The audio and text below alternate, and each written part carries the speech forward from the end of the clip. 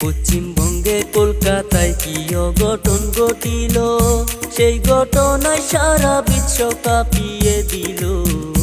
হাইরে পাষাণ মানুষ বুঝি আজও আছে এই দুনিয়ায়। ভূমি তার ঘটনা শুনলে কলজা পাইটা যায়। 18 জন মানুষ মিলে একলা তারে দর্শন কইরা যায়। একলা ঘরে শিকার হয়ে কান্দে হায়রে হায়। চিৎকার করে কান্না করলেও কান্না শোনার মতো কেহ নাই।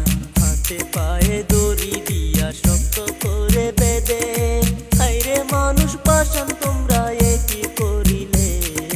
পাগল হইয়া চিৎকার করে তবু রেহাই দিলা না তারে।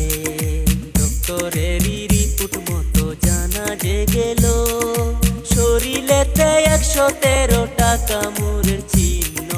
মানুষ রূপে কুত্তা হইয়া দেখাইল তাদের চিহ্ন।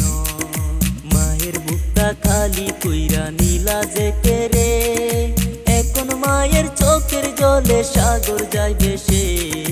কেঁদে কেঁদে বলে মায়ে কি দুষ করেছিল আমার মেয়ে।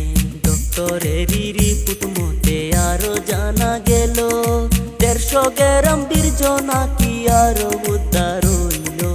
আরো কি কি জানার বাকি, আসেন সবাই মিলা একটু শুনি। গরিব ঘরের মেয়ে ছিল, বাবাই করতো দর্জি। অনেক কষ্ট করে তারে লেখাপড়া করাইছে। মায়ের মনে আশা ছিল আমার মেয়ে করবে ডাক্তারি। এমন কইরা কাইরা নিলে জালিম তুমি প্রাণ। চোখ খুলিয়া দেখো জালিম তুমি মায়ের সন্তান। আরো যদি সবাই মিলা করো একটু মা জাতির সম্মান। দুনিয়াতে আইছি সবাই 2 দিনের মেহমান। কে থাকবে কে যাইবো আগে হিসাব জানা নাই।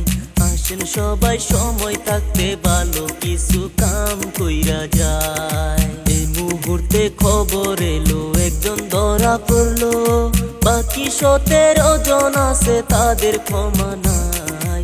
আপনাদেরও মতামত কি কমেন্ট কইরা একটু বইলা যান। ভিডিওটা দেখার জন্য ধন্যবাদ জানাই। পারেন যদি শেয়ার কইরা সবাইকে জানান। আজকের মতো বিদায় নিলাম, দেখা হবে পরের ভিডিও ভাই। এমন কইরা কাইরা নিলে জালিম তুমি প্রাণ। চোখ খুলিয়া দেখো জালিম তুমি মায়ের সন্তান। আরো যদি সবাই মিলা করো একটু মা জাতির সম্মান।